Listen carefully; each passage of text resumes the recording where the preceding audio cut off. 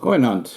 Good evening, fellow South Africans. And we have another EFF parliamentary video coming up in a short while. But by way of introduction, what I wanted to do was show you how hypocritical the Goon is who is speaking in Parliament, the EFF Goon, of course. And I'm referring to an article that's been basically covered by a few media now, in the legacy traditional media. And it's about Shivambu, the Deputy Commander-in-Chief, and how he is slipping around like a snake, trying to distance himself from a 400,000 rand deposit that he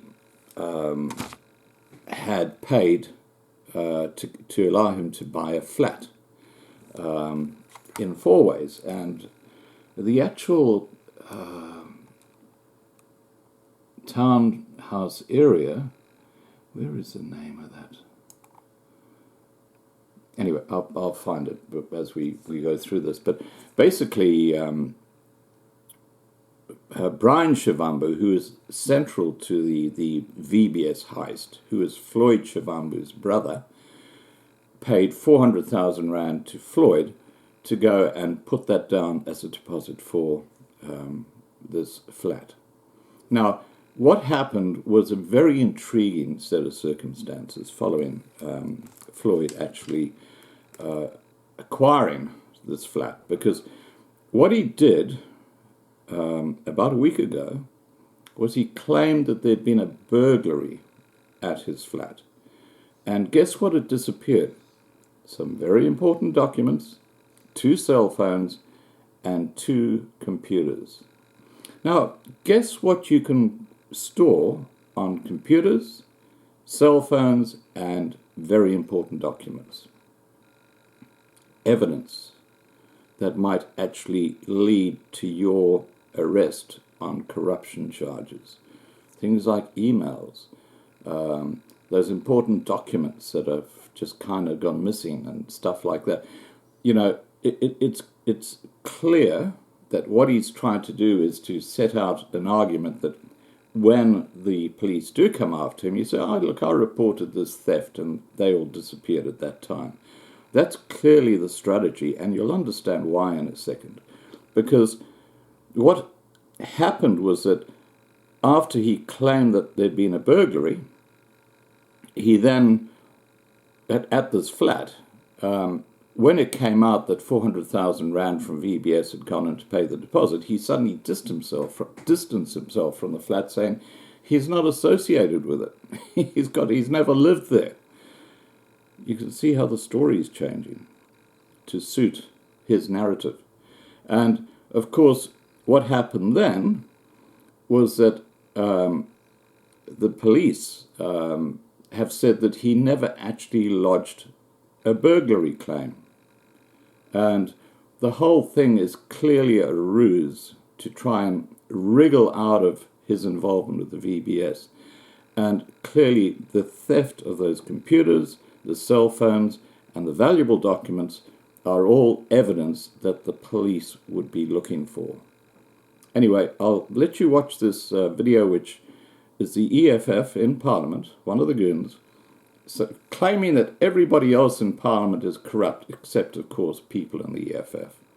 Anyway, don't forget tomorrow night, 8 p.m. Johannesburg time, we'll be having 2 very, very interesting conversations. Take care and have a lovely day. Bye for now. Honorable Khawula.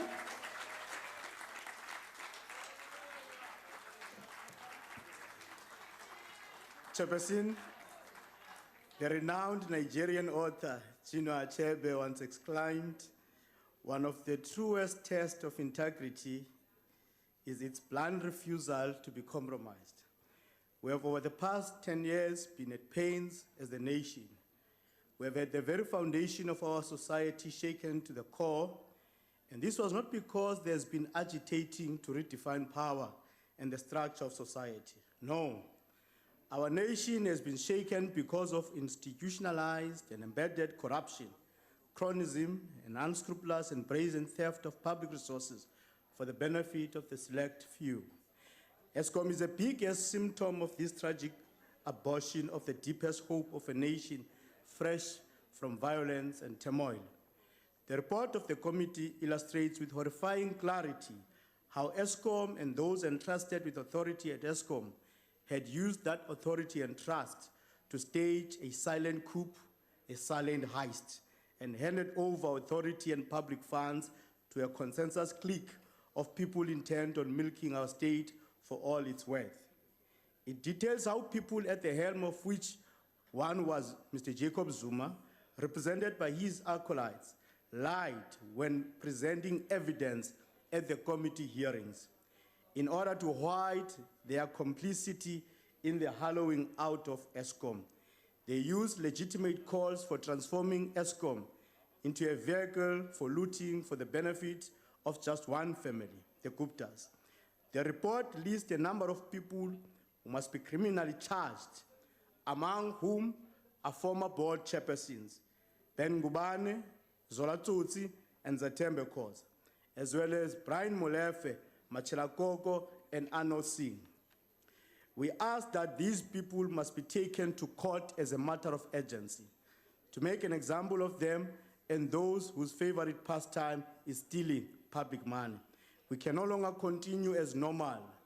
We need to take extraordinary action to restore integrity and ethics in the management of public institutions.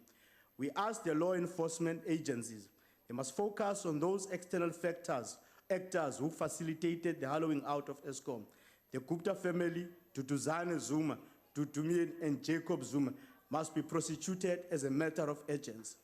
In fact, Chairperson, it is Dudumien in the house of Jacob Zuma who summoned the chairperson of ESCOM, Zola Tsotsi, to come and gave him instruction that he must fire the 3 directors of ESCOM as a matter of urgency.